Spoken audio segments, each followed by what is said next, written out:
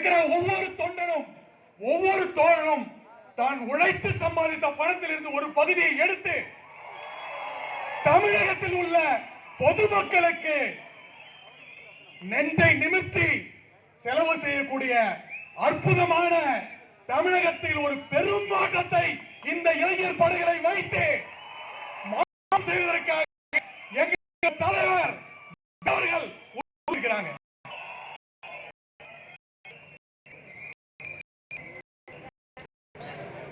மைச்சாலே பொய் தான். யூடியூப திறந்த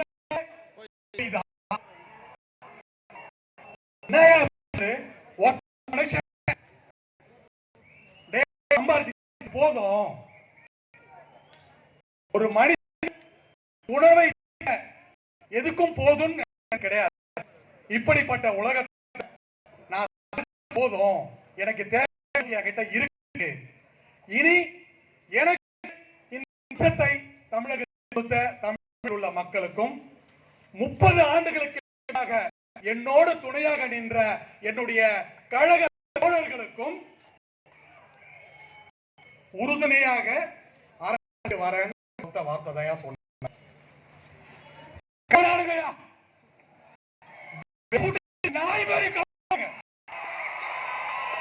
ஒத்த மனுஷனை இதுக்கு பேரு யூடியூப். கேட்டா மீடியா சுதந்திரம். என்னங்கடா நியாயம்? என்ன நியாயம் உங்க நியாயம்? இப்ப கவர்மெண்ட் வந்துட்டாங்க. எஸ்ஐஆர் ஸ்பெஷல் இன்டென்சிவ் ரிவிஷன் அதை விட்டுருங்க. தீவிர திருத்தம் அங்கதான் எங்களுக்கு பயமே.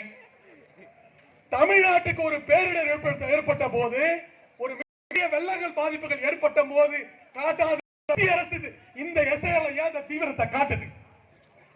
பதில் சொல்லுங்க. ஃபர்ஸ்ட் எஸ்ஐஆர் அப்படின்னா ஒரு சிம்பிளா நம்ம தெரிஞ்சுக்கோம். நமக்கு அந்த ஆர்டிகல் கிட்டிகள் அதெல்லாம் வேணாம், அதெல்லாம் ஓர வச்சிருங்க. நமக்கு புரியுற மாதிரி ஒரு சிம்பிளான விஷயம். மத்திய என்ன சொல்லுது அப்படின்னா, இந்திய தேர்தல் 2002 ஆண்டு வாக்காளர் பட்டியலை அடிப்படையாக கொண்டு 2025 ஆண்டில் நடத்தப்படும் வாக்காளர் சரிபார்த்தல் ஆகும். இதையே பொதுவாக எஸ்ஐஆர் 25 அப்படின்னு சொல்றோம் அப்படின்றாங்க. அப்படி உங்க வாக்கு 2002 ஆண்டுல இருந்துச்சு அப்படின்னா நீங்க ஓகே, நீங்க ஒத்து விஷயம். அப்படி 2002 உங்க ஓட்டு இல்ல. ஃபர்ஸ்ட் கேள்வி, உங்ககிட்ட இல்ல, 2002 ஓட்டு போடல, ஓட்டு பேர் இல்ல, அவங்க எல்லாம் என்ன பண்றது அப்படின்றது அடுத்த கேள்வி. அதுக்கு இவங்க சொல்றாங்க, உங்களுடைய அம்மா, தாத்தா, பாட்டி இவங்களுடைய என்னென்ன கேட்கிற பாகம் எண், வரிசை இதெல்லாம் இருந்தா உங்களை நாங்க அங்கீகரிக்கிறோம் அப்படின்னு சொல்லி ஒரு விஷயத்தை சொல்றாங்க. சரி, 2002 நீங்க சொல்லிட்டீங்க, நாங்க ஏத்துக்கிறோம். 2002 வச்சதுல 30% பேருக்கு இன்னைக்கு ஓட்டு லிஸ்ட்ல பேர் கிடையாது. இதுக்கு என்ன பதில் சொல்றீங்க? எலெக்ஷன்ல பார்த்திருப்பீங்க, நிறைய பேர் ஓட்டர் ஐடியை மட்டும் வச்சு என்ன வாக்காளர் பட்டியல்ல இல்ல. உங்ககிட்ட இருக்குது ஓட்டர் ஐடி, ஆனா வாக்காளர் பட்டியல்ல உங்க பேர் இதுல இருக்குது. நீங்க 2002 வந்து ரெஃபரன்ஸ் இருப்பீங்க. அது கேட்டா அது சொல்றாங்க 2002க்கு முன்னாடி சீரியல் நம்பர் பேட்டர்ன் வேற, அதற்கு பிறகு பேட்டர்ன் வேறன்னு ஒரு கதை சொல்றாங்க. இத போய் ப்ரூஃப் பண்ணிக்கணும். இந்த நவீன காலத்துல இத நீங்க தானே மெர்ஜ் கொடுக்கணும், இத நீங்க தானே மேட்ச் பண்ணி கொடுக்கணும்.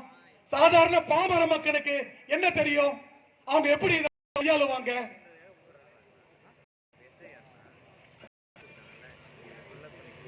நம்ம பேசுற மாதிரி 2 பேரை குறி வச்சுதான் இந்த வாக்காளர் இந்த விஷயங்கள் நடைமுறை கொண்டு வந்திருக்கிறது. ஒன்னு சிறுபான்மை நிறைய பேர் பாத்தீங்கன்னா தன்னுடைய குடும்ப சூழ்நிலை காரணமாக வெளிநாடுகள்ல போய் பணி செஞ்சிட்டு இருக்காங்க. வெளிநாடுகள் பணி செய்துட்டு இருக்கும் போது பல தேர்தல்கள் அவங்களால வர முடியாது. அதனால அவங்களுடைய வாக்காளர் அவங்களுடைய பேர் வந்து இப்ப ப்ரூஃப் பண்றதுல பிரச்சனைகள் இருக்கு. அவங்களுடைய முக்கிய ஃபர்ஸ்ட் பாயிண்ட் வந்து சிறுபான்மையர்கள். இதை தமிழக வெற்றி கழகம் வன்மையாக கண்டது. எங்களுடைய தலைவர் விஜய் அவர்கள் இருக்கும் இது ஒரு காலம் கனவு பலி. அதற்கு அப்புறம் பாதிக்கப்படக்கூடாது அப்படின்னு கேட்டீங்கன்னா திருமணமான இது ஒரு முக்கியமான ஒரு பாயிண்ட். தமிழகத்தில் உள்ள இதுவரை அரசியல் கட்சி தலைவர்கள் புரட்சி தலைவர் எம்ஜிஆர் ஆகட்டும், புரட்சி தலைவி அம்மாவாக இருக்கட்டும், முழுக்க முழுக்க மகளிர் ஓட்டு தான் பிடித்தார்கள். ஆட்சி அப்படி இல்லை.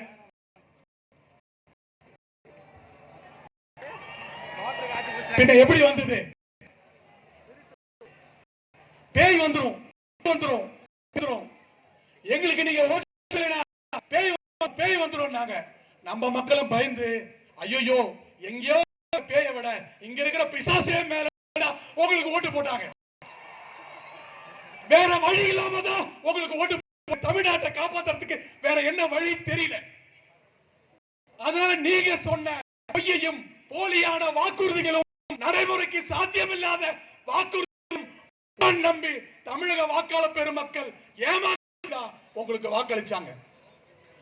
அன்றைய காலத்திற்கு ஒரு ஆட்சியில ஒரு மாற்று இல்லை, ஒரு மதவாத சக்தி, ஒரு பிரிவினவாத சக்தி தமிழகத்தில் வந்து என்ற ஒரே காரணத்துக்காகத்தான் உங்களுக்கு வாக்களித்தார்களே தவிர உங்களை பிடித்து ஒரு வாக்கு கூட யாருமே. ஆனா இன்னைக்கு ஒரு தலைவன், அனைவருக்குமான தலைவன், சாதம் பார்க்காம, பாகுபாடு பார்க்காம, இனம் பார்க்காம, அனைவருக்குமான, அனைவரையும் சமமாக நினைக்கக்கூடிய ஒரு தலைவன், ஊழல் குற்றச்சாட்டு எந்தவித தவறும் செய்யாமல் ஒரு நேர்மையான மனிதன், தமிழ்நாட்டின் இளைஞர்கள் படையோடு, தமிழக தாய்மார்களின் தோடு உங்களை வீழ்த்த வந்துவிட்டார்.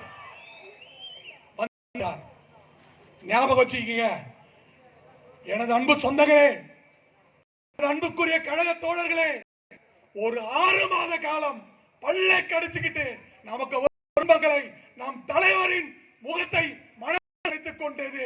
அந்த கஷ்டத்தை கடந்து செல்லுங்கள். நிச்சயமாக 2026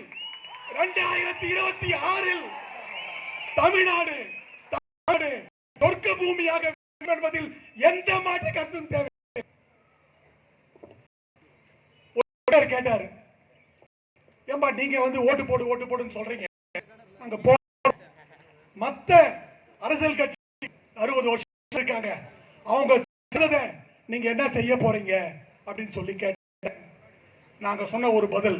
இன்னைக்கு பொதுவா ஒரு குடும்பத்துல ஒரு பேரண்ட் கிட்ட போய் புள்ள என்ன ஆகணும் அப்படின்னு நீங்க கேட்டீங்கன்னா அவங்க சொல்லுவாங்க டாக்டர் ஆகணும், இன்ஜினியர் ஆகணும், இந்த மாதிரி சில விஷயம் சொல்லுவாங்க, பைலட் ஆகணும், அந்த மாதிரி சொல்லுவாங்க. என் தலைவர் ஆட்சியும் போது என் மக்கள் படித்து நல்ல அரசியல்வாதியாக வர வேண்டும் இந்த தமிழக மக்கள் சொல்லுவது இந்த நேரத்திலே இந்த நான் கூறிக்கொள்கிறேன். இதை விட உங்களுக்கு வேற என்னங்க வேணும்? இதை விட வேற என்ன வேணும்? அரசாலே ஒரு குடும்பம் தான் ஆளணும், இவங்க தான் அரசியல்வாதி, இவங்களை தவிர்த்து வேற ஒரு வர முடியாது அப்படின்ற தரமான எண்ணம் தான் இங்க இருக்கிற அரசியல்வாதிக்கு இருக்கிறது. என் தலைவன் முத அரசியலுக்கு வந்தாரு, எல்லாம் ஒண்ணாம ஒரு வீட்டுக்கு ஒரு ஊரா போய் நின்னா, எங்களுக்கு ஓட்டு போடுங்க, எங்களை மறந்துடாதீங்க, நாங்க இதை செஞ்சோம் அதை செஞ்சோம், கூடவே திரும்பி வந்து இவங்க அந்த பேய் கூட தான் போறாங்க. நாங்க செவனையா பார்த்திருக்கிறோம். தமிழக வெற்றி கழகத்தை பற்றி தமிழக வெற்றி கழக நிர்வாகிகள் பேசுற எதிரணி நிர்வாகிகள் தான் எங்களை பத்தி முழுமையாக பேசிக் கொண்டிருக்கிறார்கள்.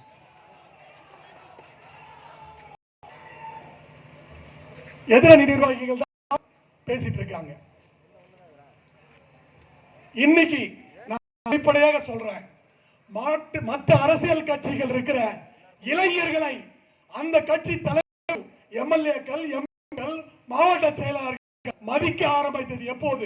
மனசாட்சியில் கை வைத்து என் தலைவன் என்னைக்கு பெரும் படையோட வந்தாரோ, ஐயோ ஃபுல்லா போயிடுவாங்க அப்படின்னு சொல்லி இதுவரை ஒரு தொண்டனை திரும்பி பார்க்காத, சட்டை தன்னோட வாழ வச்சு ஒரு வீட்டுக்கும்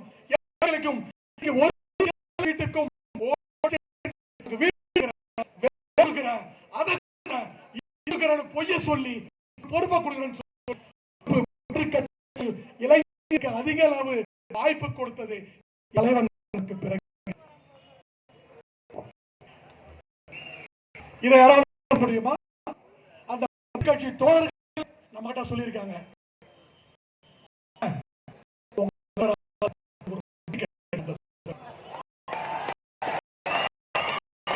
ஒண்ணு பெருசா வேலை செய்ய, ஆனா உங்களுக்காக எங்களுக்கு சொன்னார்.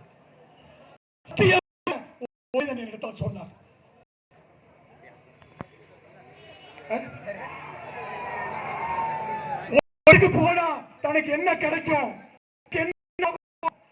யோசிக்க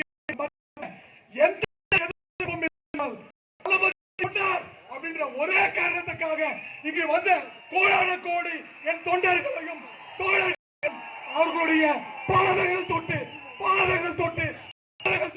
வணங்க நான் கடமைப்பட்டிருக்கிறேன்.